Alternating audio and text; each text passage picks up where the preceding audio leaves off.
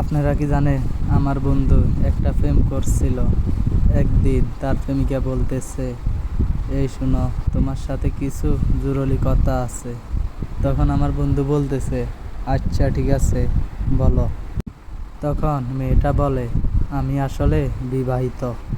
6 মাস প্রেম করে আজ তুমি বলছো বিবাহিত। তখন মেয়েটি বলে, আমার ডিভোর্স হয়েছে। তখন আমার বন্ধু বলে, আচ্ছা ঠিক আছে, কোনো সমস্যা নেই, তারপরেও তোমাকে ভালোবাসি আর ভালোবাসবো। তখন মেয়েটা বলে, আমার 4 বছরের একটা বাচ্চা আছে, থাকুক, আমার কোনো সমস্যা নেই, আমি সেটাও মেনে নিলাম। তোমার বাচ্চা মানে আমার বাচ্চা, ঠিক আছে।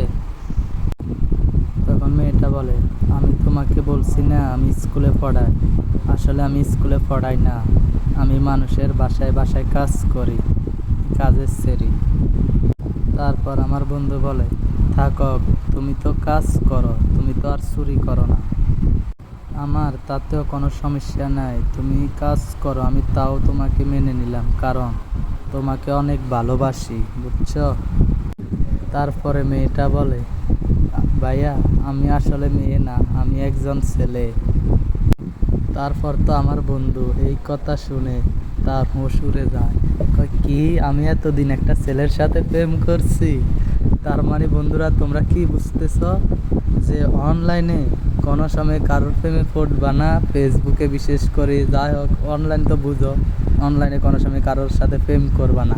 তাহলে আমার বন্ধুর মতো এই অবস্থা হবে, কারণ আমার বন্ধু 6 মাস প্রেম করছে একটা ছেলের সাথে। তো এর এসে দুঃখের বিষয় আর হতে পারে না, অথচ হে সত্যিকারে ভালোবেসে ফেলছে একটা ছেলেকে। যখন দেখা করতে গেছে তখন যাই 6 মাস পর্যন্ত লাগছে, ছেলেটা অপেক্ষা করেছে, কয় এখন দেখা করতে পারবো না, সমস্যা আছে, এই সেই, মানে কত কাহিনী বলছিল। এর পরে 6 মাস পরে দেখা করবে, তখন বলতেছে এখন আমি ছেলে, আমি মেয়ে না। তাহলে সবাই আজ থেকে কেউ অনলাইনে প্রেম করবা না, ঠিক আছে। যাকে ভাল লাগবে একবারে সোজা বিয়ে, কোনো প্রেম টেম চলবে না, আমার মতো সবাই বিয়ে করবা। আর না হলে আমার বন্ধুর মতো এই অবস্থা হবে সবার। ঠিক আছে গাইস, সবাই ভালো থাকবে।